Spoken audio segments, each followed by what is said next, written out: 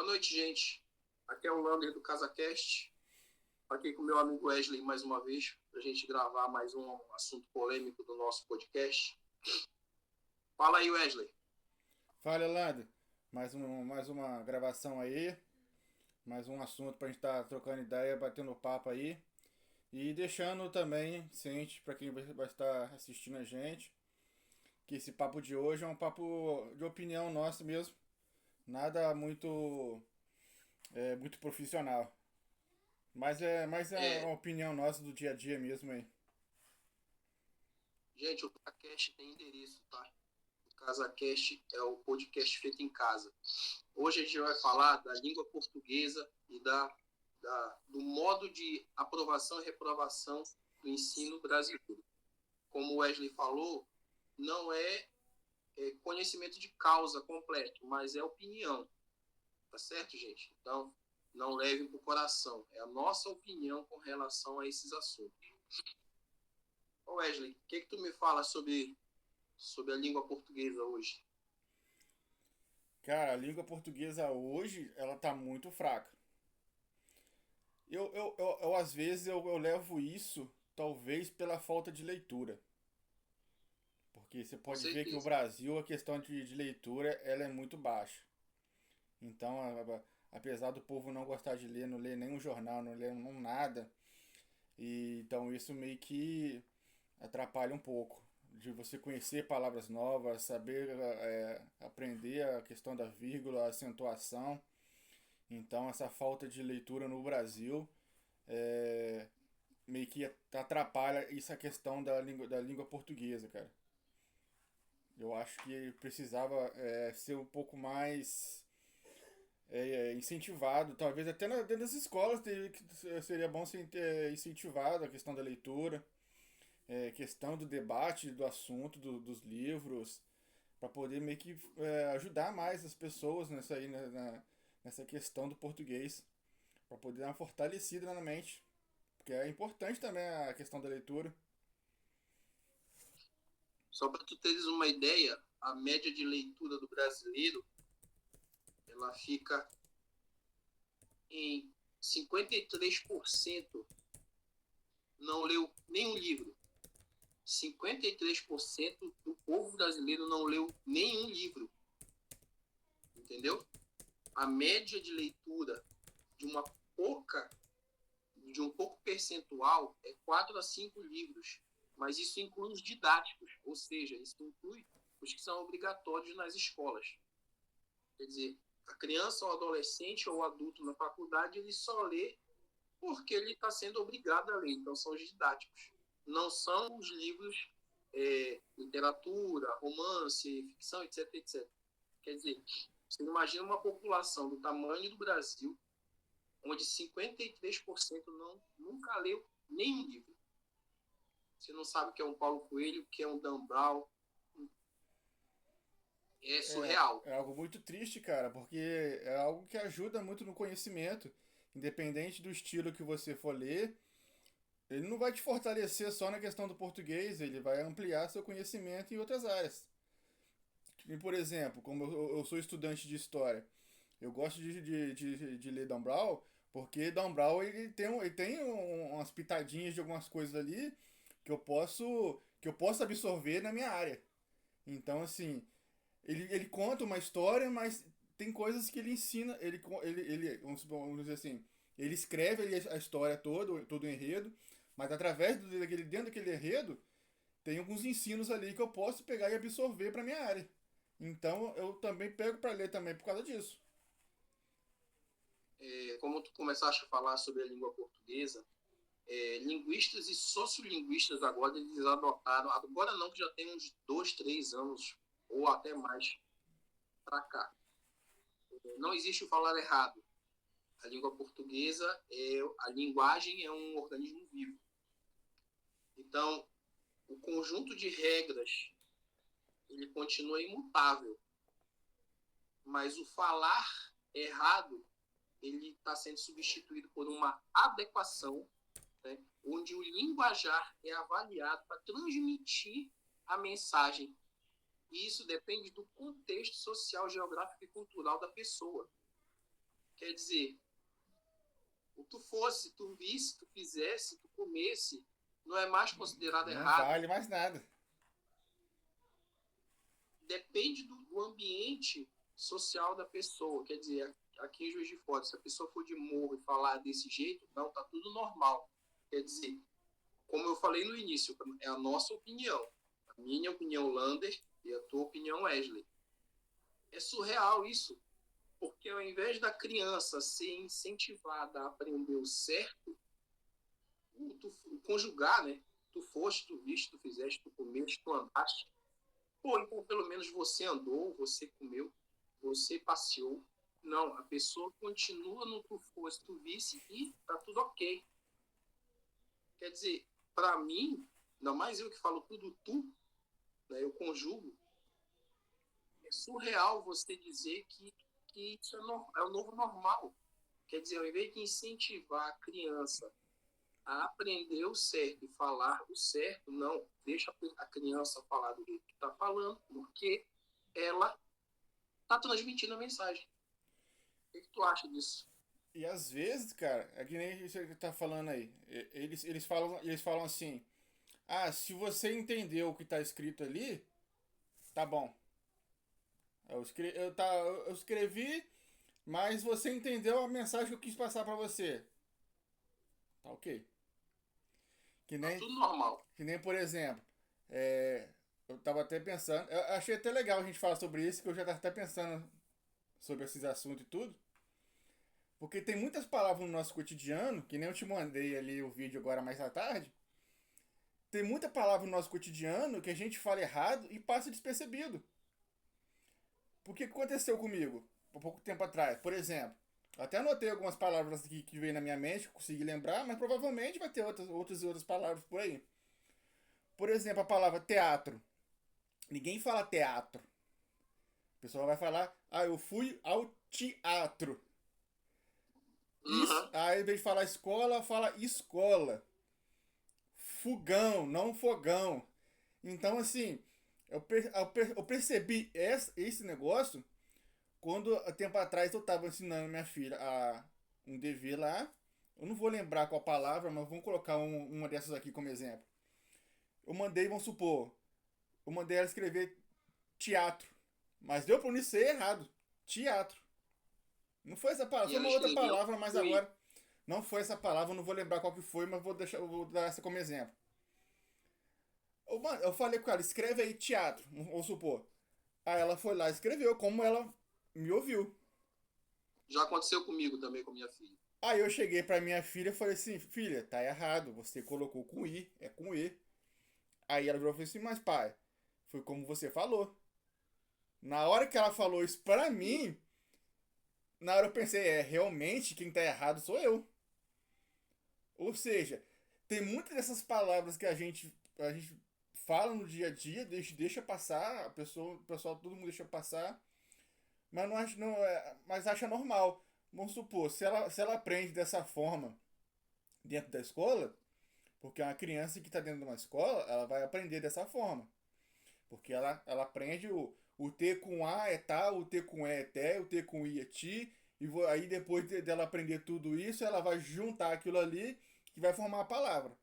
Ou seja, se ela chegar dentro da minha casa e eu ensinar ela essas palavras, vou falar para ela assim, escreve para mim teatro, escreve para mim escola, escreve para mim fogão. Ela vai escrever da forma que eu estou pronunciando, que é da forma errada. Aí eu Uhum. pensei, realmente o erro foi meu. Ou seja, às vezes, talvez até os professores que têm já também esse jeito de falar dessa forma, esses professores também têm que meio que se policiar nessa questão. Porque isso pode interferir naquela criança que está começando a aprender tá começando a aprender ali as palavras, as letras, a juntar as vogais até formar a palavra. Então acho que às vezes também pode se policiar mais para não acontecer isso. Eu, por exemplo, eu sou do norte. Eu falo banana, eu não falo banana. E outro dia minha filha começou a rir, céu, o papai falar banana, não falar banana, entendeu? Mas isso é regionalismo, Aham. isso é regionalismo. o grande problema que eu acho são os erros grotescos. Por exemplo, eu vou pegar para mim fazer. Mim não faz nada. Eu vou pegar para eu fazer. É indígena? Nós temos um exemplo clássico, né? Que uma pessoa conhecida nossa não sabe o que é presente, passado e futuro. Ela não sabe o que é conjugação. A pessoa não sabe. Quer dizer, colocou eles irão, o irão dela é o quê? IRAM. Irão. Nem Não existe sabe a palavra. diferença do ão pro ão. Não sabe a diferença. Quer dizer, mas ela transmitiu uma mensagem, tá certo? Não, tá errado. Tá errado. Entendeu? Mas isso é uma opinião nossa, né? E, infelizmente, vamos passar para outro assunto, mas que tem a ver Porque com isso. rapidinho, só entrando nessa parte aí, que nesse for até errado. Porque vamos dizer, vamos supor, é uma frase que eu sempre lembro, que eu sempre lembro sobre essa parte aí do Irã, do Irão, tudo. Uma pessoa vai lá e postou assim, entrarão na minha casa e roubarão tudo. Aí a Aham. pessoa foi lá embaixo e falou assim, é, tira tudo a Roubaram tempo tudo. antes que roubem. Tira tudo antes Errado que ele eles não roubem. tá, É né? isso mesmo. Então, assim, essa simples mudança, vamos colocar ali, foi só uma letra que foi trocada e um acento, mas faz total diferença. Na hora de você Muda ler e o interpretar, contexto faz da a total frase. diferença. Muda o contexto da frase, muda o Muda. entendimento, dependendo de quem for ler. Mas isso é agora, nós somos chamados de. Isso é preconceito linguístico agora. A gente não pode dar esse tipo de opinião, porque a gente está sendo preconceituoso linguisticamente falando. Mas isso, como eu falei, é a nossa opinião. Me fala um pouco sobre aquele caso que aconteceu do aluno que não passou, acho que foi na FUVEST, por causa do texto altamente clássico que ele escreveu. Diz aí. Cara, achei interessante pela idade dele. Primeiro vamos falar sobre a questão das palavras que ele usa pela idade. Você vê que é uma pessoa bem estudada para poder aplicar palavras bem difíceis. Eu Uhum. vou dizer pra você, que eu não vou mentir pra você, se eu pegar pra ler, eu não vou entender. Nem eu. Eu não vou entender. Alguma coisa eu entendo no contexto que foi lido, de que o que você estiver lendo dá para ler por interpretação, mas conhecimento das palavras não dá. Pra mim, foi parecido como se ele tivesse pego, vamos supor, pequenos trechos, frases filosóficas e botado ali. Quando eu li a primeira vez. Por isso que eu falo. Eu não tenho esse total conhecimento de pegar e ler. Mas aqui foi o que bateu na questão ali que a gente vê foi a questão da regra do Enem. Ou seja, não adianta você pegar e falar bonito, que nem ele falou, sendo que ele não ele não escreveu de uma forma muito clara, como eles falaram, como os profissionais já falaram da área. Então ele meio que fugiu um pouco da regra. Então, assim, não adianta você falar muito bonito ali, sendo que ele está fugindo um pouco da regra do Enem. Que a regra do Enem é você falar um pouco mais claro, ser bem objetivo e ser mais claro no entendimento de todos. Então, pelo que eles falaram, não foi muito bem assim, ele foi reprovado por esse motivo. Mas A assim, redação foi zerada. foi zerada. Não teve nenhum um ponto, nada. Porque as pessoas podem pensar assim, poxa, mas ele usou palavras difíceis, palavras que nem eu mesmo conheço, ele mostrou tanto conhecimento, mas beleza, mas ele não foi de acordo com a regra, não foi tão claro. Assim, pode falar bonito, mas não chegou lá na regra. Ele utilizou vocabulário arcaico e rebuscado, o que gerou críticas sobre a falta de clareza argumentativa. Na verdade, ele usou muitos termos rebuscados que não encaixaram no propósito do tema, que era o perdão é um ato que pode ser considerado condicionado ou limitado. Na verdade, o texto em si ele não tinha praticamente nada a ver com o tema. Então ele escreveu bonito, Também. escreveu rebuscadamente, mas, porém, todavia, entretanto, não tinha quase nada a ver com o tema. Então foi por isso que ele zerou a redação. Eu vi, inclusive, uma matéria na Globo News que que a própria Globo News procurou quatro catedráticos em português, e todos eles foram unânimes em dizer zero para redação. Mas, Eu não vi um professor da língua portuguesa que fez essa análise e aprovou ele nessa questão. também não vi.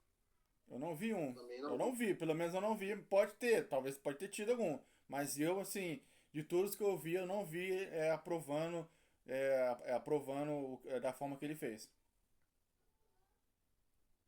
Vamos para o nosso último tema, que foi só a questão da recuperação da aprovação de alunos. Eu tenho um textinho aqui que, só para o pessoal ficar ciente do que é. As regras sobre reprovação no Brasil não proíbem a retenção do aluno, mas priorizam a progressão continuada e a recuperação de aprendizagem, em vez da repetência imediata. No caso das disciplinas português e matemática, elas permanecem como no ensino obrigatório em todos os anos do ensino médio. Do fundamental também. Só que o que acontece agora, em alguns estados, os alunos podem ser reprovados em até 6 matérias, que eles ficam em dependência. Quer dizer, eles ficam dependentes dessas 6 matérias e ainda somam mais, vai ser somado mais as matérias do próximo ano letivo. O que tu achas disso? Eu tenho a minha opinião, mas me diz o que tu achas disso. Cara, é um absurdo, cara. Olha só o que eu vi aqui. Na escola são 12 disciplinas. Ou seja, você pode praticamente metade, reprovar na metade. E as outras metade tá tudo São bem. 6, vai reprovar metade. Olha só que absurdo. Não, aí eu te pergunto, se o aluno, o objetivo do Ministério de Educação é impedir a evasão escolar, porque a alegação é o aluno reprovado, ele não volta para a escola. Então é para impedir que tenha evasão escolar. Aí eu te faço uma pergunta muito tranquila, muito simples. Como tu falaste, o aluno que não estudou 12 matérias, não foi aprovado em 12 matérias, ele vai ser aprovado em 18? Não vai. Lógico que não vai. Não vai. Quer dizer, ele já não conseguiu estudar 12. Aí digamos que ele fica em português, matemática, química, física, só 4, vou falar só 4, as cascudas, né? Aí ele vai ter que ver todo o material do próximo ano letivo e mais dessas 4 matérias do ano anterior. Quer dizer, se ele já não passou em 12, ele vai passar em 18? Não vai. Vai acumular matéria. Isso aí é matéria acumulativa. Não vai fazer nada. Não. E é muita matéria, né? Diga-se de passagem, é muita matéria. Bastante. Ele não vai conseguir. Ó, um exemplo pessoal meu. Minha filha está estudando numa escola municipal. Ela está na 4ª série, mas ela veio de escola particular. A professora, na primeira reunião, chegou comigo e disse: a sua filha pode regredir nessa escola. Porque dos 30 alunos que tem na sala dela, 8 não sabem ler nem escrever. Na 4ª série. Sabe o que ela fez? Ela pediu os livros da 4ª série de volta. E aí ela disse para mim: eu vou deixar os livros da 4ª série com a sua filha, porque ela é a única que consegue responder, trabalhar com esses livros. E irei passar mais uns exercícios nesse nível para cima, para ela não regredir. Quer dizer, aí você me diz, um aluno que não tem um embasamento escolar, o primário, fundamental, não tem, por exemplo, essas 8 crianças, são 26 ou 27 alunos, essas 8 crianças que não têm um embasamento escolar fundamental de estudo. Aí ela vai passar para a 4ª série, passar para a 5ª série. sem saber ler, sem saber escrever, que tipo de jovem está sendo criado? Como é que pode um ensino desse? Pífio, ridículo. Se a criança não consegue ler nem escrever e está na quarta série, ela teria que descer pelo menos uma série. Voltar um Ela não pouquinho para sabe poder, nada. pelo menos, aprender alguma coisa. Agora, eles organizaram uma equipe para ter aula de reforço escolar para ver se faz essas crianças aprenderem a ler e escrever no decorrer desse ano. Então, isso quer dizer, o aluno não pode reprovar, o aluno não vai saber falar, o aluno não sabe ler nem escrever. Que tipo de cidadão eu estou formando? Não é verdade? Aí pega 6 matérias e passa direto e Aí chega na oitava série, aí passa para o primeiro ano do nível médio, do ensino médio, mas ela está devendo 4, 5, 6 matérias do ensino fundamental. E aí, como é que faz? cara, isso não existe, cara. Isso não existe. Não É pode aquilo que a gente fazer isso. sempre fala. Não é? Isso é verdade. É aquilo que a gente sempre fala. A nossa luta aqui, ela é por educação, por uma melhoria educacional e uma melhoria política. Porque, infelizmente, isso é política pública. Isso é política pública. Aqui Enquanto uma não outra lei tiver. também. Educação infantil é proibida a reprovação. Pois é isso que eu estou falando. Até a terceira série não pode reprovar. Entendeu? Agora, tu sentas com a tua filha, tu pegas e estuda a matéria, tu ensinas a tua filha. Eu, a minha esposa, nós sentamos com a nossa filha, nós ensinamos a matéria, nós estudamos a matéria junto com ela e nós tentamos passar até a mais, para ela sempre estar um passo à frente. Só que isso aí é o quê? 99% da população não faz isso. Também falta isso. 99% da, Os pais mandam, 99% os da pais mandam a população acha criança. que deixar a criança na escola porque a escola vai educar. Manda a criança pra Somente escola, só faz o seu dever que tem que ser feito lá, chega na escola, chega em casa e não faz mais nada. né? Vai brincar com alguma Infelizmente é desse coisa, vai jeito. fazer qualquer coisa, não põe pra ler um livro, pra fazer alguma atividade, não vai fazer nada. Infelizmente, isso é verdade. Meu querido, mais alguma coisa para a gente pontuar? Acho que era só isso mesmo, meu amigo. Então, a gente se despede aqui, gente. Não esqueçam, curtam, comentem, compartilhem. Tá? Pode conversar, se inscrevam nos canais. A gente vai continuar aqui com o nosso CasaCast, trazendo assuntos polêmicos, assuntos que são difíceis de engolir. E vamos continuar dando nossas opiniões.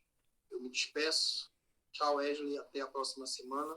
Valeu, Lando, até a próxima. Uma boa noite, pessoal aí. Boa noite. Tchau, tchau, galera.